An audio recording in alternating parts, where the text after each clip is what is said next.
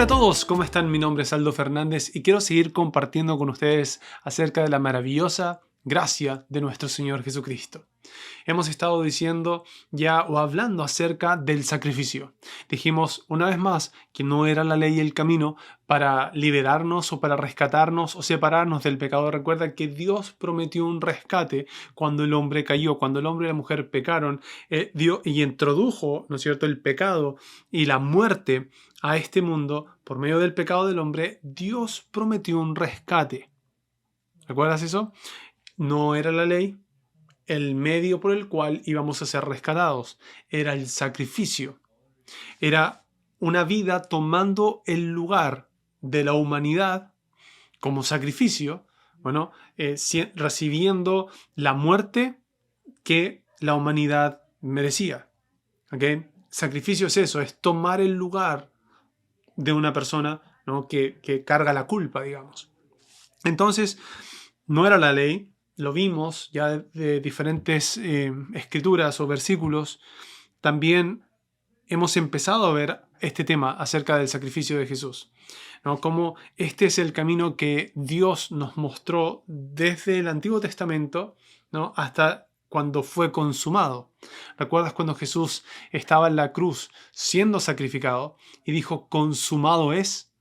El pago, ¿no?, el pago que se había prometido, el rescate que se había prometido, ya había sido consumado, se había dado término, había sido completado. ¿Okay? Entonces, estamos en Hebreos capítulo 9. Una vez más, retomemos desde el versículo 14. Dice, imagínense cuánto más la sangre de Cristo nos purificará la conciencia de acciones pecaminosas, para que adoremos al Dios viviente, pues por el poder del Espíritu Eterno, Cristo se ofreció a sí mismo a Dios como sacrificio perfecto por nuestros pecados. ¿Ok? Sacrificio perfecto por nuestros pecados. Por eso, Él es mediador de un nuevo pacto entre Dios y la gente, para que todos los que son llamados puedan recibir la herencia eterna que Dios les ha prometido. Nota esto, este sacrificio, ¿no?, da el comienzo, ¿no?, de un nuevo pacto.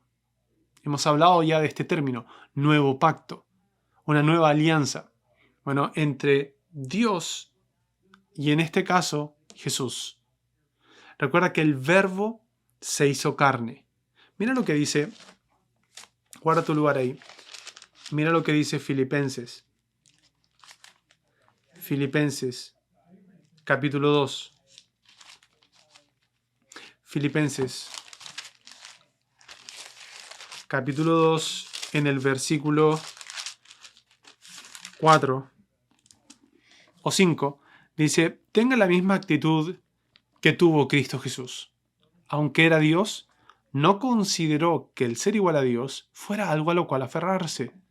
En cambio, renunció a sus privilegios divinos, adoptó la humilde posición de un esclavo y nació como un ser humano. Cuando apareció en forma de hombre, se humilló a sí mismo en obediencia a Dios y murió en una cruz como morían los criminales. ¿Okay? Entonces, Jesús, el verbo Jesucristo, ¿no es cierto?, se hizo carne. El verbo se hizo carne, habitó entre nosotros. Es no la persona que nosotros conocemos como Jesús. Jesucristo quiere decir Jesús, el ungido por Dios. ¿Okay? En el Antiguo Testamento era reconocido como el Mesías. Ese era el prometido de Dios. ¿Okay? Entonces, en el Nuevo Testamento encuentras una palabra para Mesías, es Cristo. ¿Okay? Antiguo Testamento, Mesías; Nuevo Testamento es Cristo, el llamado o el ungido de Dios. Bueno, entonces el verbo se hizo carne y habitó entre nosotros. Jesús, ¿verdad? Quien vivió, y hay evidencia, mucha gente pelea en esto, ¿no?, que Jesús fue real, que no fue real. Habían corrientes de enseñanzas o doctrinas o filosofías que decían que Jesús no vino en carne, sino que Él vino solamente en espíritu, y todo eso. Y bueno, también la Biblia lo corrige esa mala enseñanza o esa herejía. Pero bueno, el punto es que Jesucristo se hizo carne, ¿verdad? O el verbo se hizo carne. Jesucristo, habitó entre nosotros. Bueno, y Él era Dios, no consideró que el ser igual a Dios fuera algo a lo cual aferrarse y tomó esta condición de hombre. Entonces hoy día, hablando del pacto, ¿no es cierto? Jesús representa a la humanidad, representa a todos nosotros, como la Biblia también le llama el segundo Adán, y Dios. Entonces ahora hay esta alianza o este pacto entre Dios y Jesús. Bueno, es un pacto. Y este pacto también fue sellado con la sangre que Jesús derramó en su sacrificio. Déjame mostrarte esto. Sigamos ahí, volvamos a Hebreos capítulo 9. Nuevamente el versículo 15. Dice, por eso, Él es el mediador de un nuevo pacto entre Dios y la gente, para que todos los que son llamados puedan recibir la herencia eterna que Dios les ha prometido. Bueno, entonces Él es el mediador de este nuevo pacto, que es un mejor pacto. También lo leímos en Hebreos capítulo 8. Entonces, ahora todos los que son llamados pueden recibir la herencia eterna. Bueno, todos pueden recibir. Recuerda que Él nos dio por gracia y nosotros lo recibimos por medio de la fe. Ahora dice, pues Cristo murió para liberarlos del castigo por los pecados que habían cometido bajo ese primer pacto. Entonces, el sacrificio de Jesús no solamente nos limpia o nos hace entrar en este nuevo pacto, sino que también nos libera del castigo por los pecados que se habían cometido bajo ese primer pacto. Ahora bien, cuando alguien deja un testamento, es necesario comprobar que la persona que lo hizo ha muerto. El testamento solo entra en vigencia después de la muerte de la persona. Mientras viva el que lo hizo, el testamento no puede entrar en vigencia. Por eso, aún el primer pacto fue puesto en vigencia con la sangre de un animal, el primer pacto. Cuando hablamos del primer pacto, hablamos de los 10 mandamientos. ¿No? Lo conocemos como los 10 mandamientos. O el antiguo pacto. ¿Okay? El Antiguo Testamento, en la Biblia, contiene el antiguo pacto, pero también la vida antes del antiguo pacto. Porque el antiguo pacto comenzó con Moisés. No específicamente cuando salieron de Egipto. Bueno, porque cuando salieron de Egipto no habían los 10 mandamientos, no había todavía esa alianza. Fue a los pies del monte Sinaí, bueno, donde se les dio la ley, que es donde ellos dijeron, dinos lo que debemos hacer y nosotros lo haremos. Entonces ahí fue cuando el primer pacto es sellado, cuando está esa historia, ¿no es cierto? Cuando Moisés va a la montaña, recibe la ley y todo eso, baja y están todos adorando a un becerro de oro que se habían hecho y todo eso. Y luego recuerdas que Moisés rompe las tablas y después Dios le da otra. Y estaba sucediendo todo esto y se estaba dando inicio al antiguo pacto. Lo conocemos como el antiguo pacto. Bueno, y aquí lo explico un poco más. Mira lo que dice. El versículo 18 nuevamente. Por eso, aún el primer pacto fue puesto en vigencia con la sangre de un animal, pues después de que Moisés había leído cada uno de los mandamientos de Dios a todo el pueblo, tomó la sangre de los becerros y las cabras, junto con agua, y roció también el libro de la ley de Dios, como a todo el pueblo, con ramas de hisopo y lana de color escarlata. Entonces dijo: esta sangre confirma el pacto que Dios ha hecho con ustedes. De la misma manera, roció con la sangre el tabernáculo y todo lo que se usaba para adorar a Dios. De hecho, según la ley de Moisés, casi todo se purificaba con sangre, porque sin derramamiento de sangre no hay perdón. Por esa razón, el tabernáculo y todo lo que en él había, que eran copias de las cosas del cielo, debían ser purificados mediante la sangre de animales, pero las cosas verdaderas del cielo debían ser purificadas mediante sacrificios superiores a la sangre de los animales. No sé si notas lo que está pasando acá. El antiguo pacto, recuerda que es una copia, ¿no? O es una sombra de lo que iba a venir. Una sombra de este nuevo pacto. Por eso, en Hebreos capítulo 8, versículo 6, dice que Jesús es mediador de un mejor pacto, establecido sobre mejores promesas. ¿Por qué? Porque el sacrificio es superior, es mayor. El sacrificio de Jesús es mayor que el sacrificio de un animal.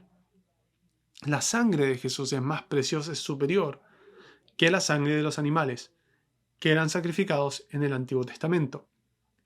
Y el antiguo pacto fue sellado con la sangre de animales. El nuevo pacto es sellado con el sacrificio de Jesús. Recuerda que estamos hablando de gracia. Este es el regalo que nos fue dado. Nosotros no teníamos qué ofrecer a Dios. No teníamos nada, no éramos nadie, éramos esclavos, éramos enemigos de Dios. Mira cómo lo dice Romanos capítulo 5, versículo 6. Cuando éramos totalmente incapaces de salvarnos, Cristo vino en el momento preciso y murió por nosotros, pecadores. Ahora bien, casi nadie se ofrecería a morir por una persona honrada, aunque tal vez alguien podría estar dispuesto a dar su vida por una persona extraordinariamente buena. Pero Dios mostró el gran amor que nos tiene al enviar a Cristo a morir por nosotros. Recuerda, ese morir por nosotros es sacrificio. Es sacrificio. ¿Ok? Él fue sacrificado por nosotros. ¿Qué quiere decir? Que Él tomó nuestro lugar para que nosotros pudiéramos salir de esa posición por el pecado que había en nosotros, la maldad que había en nosotros. Recuerda esto. Cuando el pecado se introdujo a este mundo, la maldad que entró a todo el mundo, que hoy día nosotros vemos y decimos, ¿dónde está Dios? Y si hay tanta maldad, también vino a nosotros.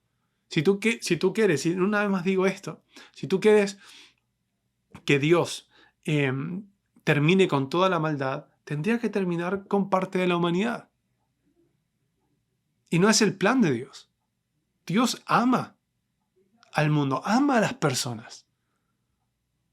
Bueno, por eso el camino de Dios es la gracia, el sacrificio que Él nos dio. Bueno, entonces éramos totalmente incapaces de salvarnos. Y Cristo vino en el momento preciso. Vino porque Dios lo envió.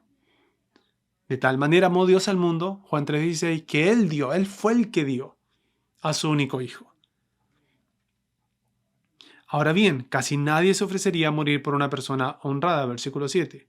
Aunque tal vez alguien podría estar dispuesto a dar su vida por una persona extraordinariamente buena, pero Dios mostró el gran amor que nos tiene al enviar a Cristo a morir por nosotros cuando todavía éramos pecadores.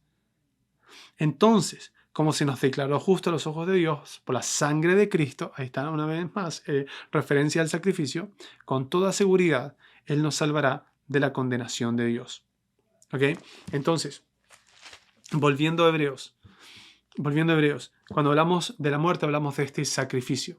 Él tomó nuestro lugar, nosotros no teníamos que ofrecer. Una vez más, estamos hablando de gracia.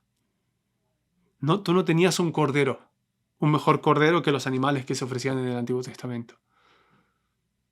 Aún eso debía tener un fin. Y más adelante Jesús dice, no quería sacrificios de animales. Eso es para los que son animalistas. Eso no era lo mejor de Dios. Nunca le agradaron, porque nunca podían perfeccionarlos. Bueno, no quiero adelantarme, vamos a dejar eso ahí, pero sigamos acá en Hebreos, capítulo 9.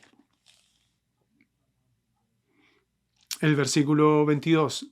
De hecho, según la ley de Moisés, casi todo se purifica con sangre, porque sin derramamiento de sangre no hay perdón. Sin derramamiento de sangre es una alusión al sacrificio. Bueno, sin un sacrificio donde se derrame la sangre, no hay perdón. Bueno, no hay perdón. ¿Por qué? Lo que nos está mostrando acá es que el pago por el pecado es la muerte. Es la muerte. La sangre, ¿no? Representa la vida. Entonces, cuando se derrama la sangre, se está entregando la vida.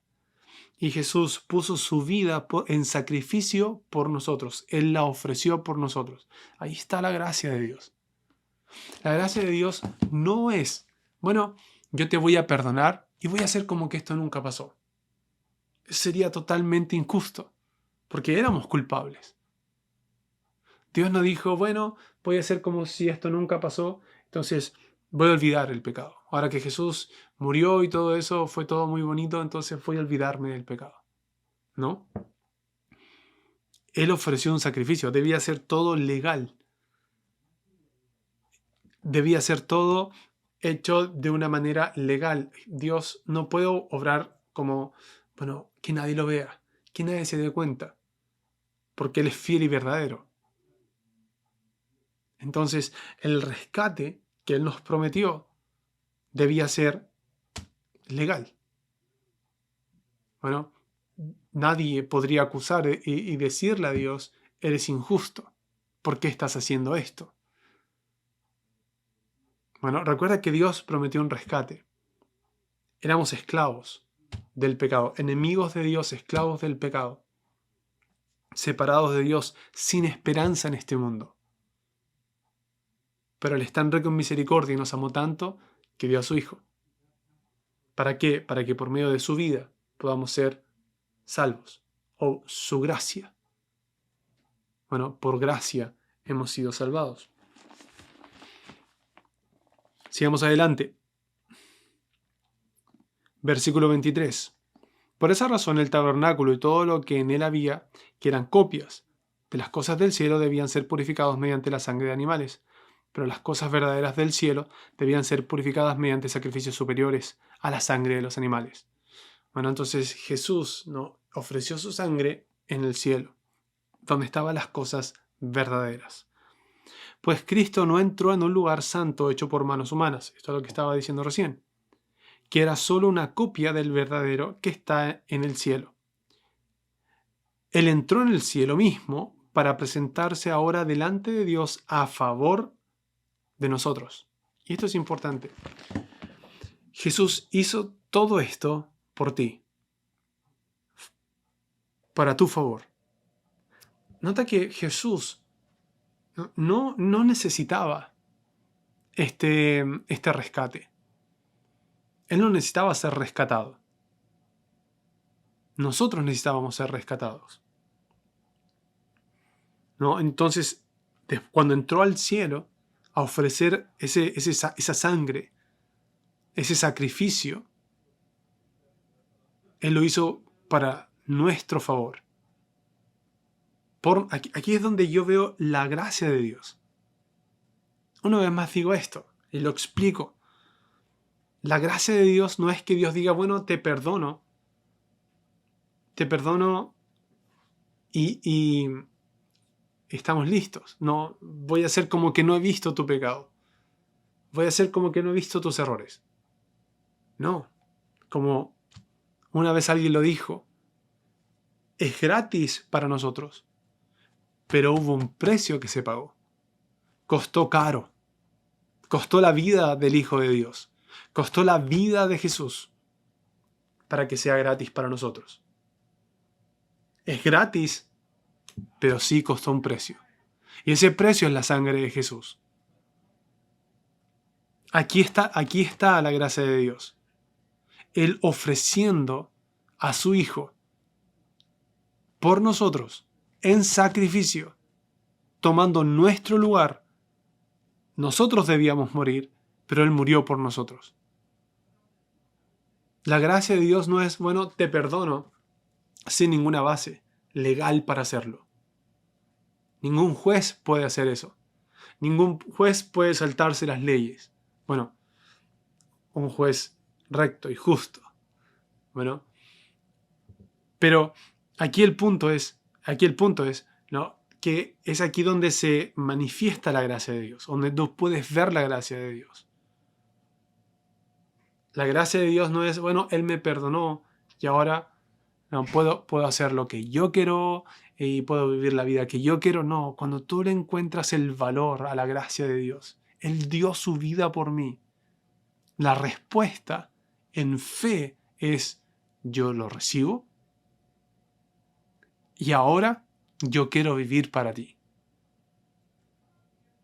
Estoy tan agradecido por lo que tú hiciste. Esa es la respuesta a la gracia de Dios. La respuesta a la gracia de Dios no es: bueno, ahora puedo hacer lo que quiero. La respuesta a la gracia de Dios es: tú diste todo por mí, mi vida ahora es tuya. Y por eso mi idea, ¿no?, de explicar todo esto acerca de la gracia de Dios es que no haya una mala interpretación, porque sí he visto personas que han manipulado este mensaje, que han puesto más énfasis en puedes hacer lo que quieres, ¿no? Y mira, creo que Judas también lo dice.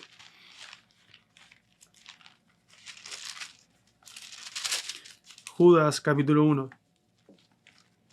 versículo 3. Queridos amigos, con gran anhelo tenía pensado escribirles acerca de la salvación que compartimos.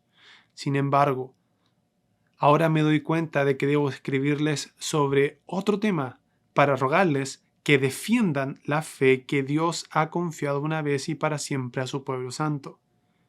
Les digo esto porque algunas personas que no tienen a Dios se han infiltrado en sus iglesias diciendo que la maravillosa gracia de Dios nos permite llevar una vida inmoral.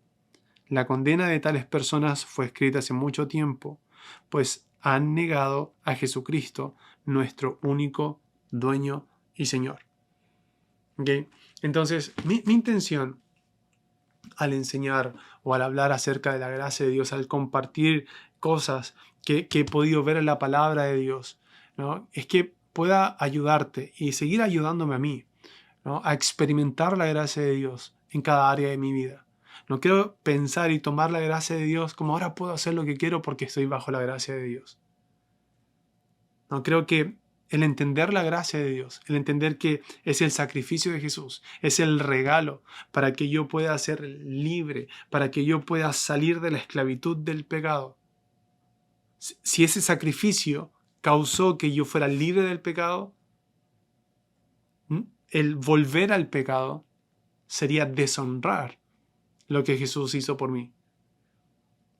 ¿Me entiendes? Entonces, la gracia de Dios se manifiesta en nosotros, trayéndonos esta libertad, ¿no?, para vivir. La Biblia dice que la gracia de Dios nos enseña a no pecar.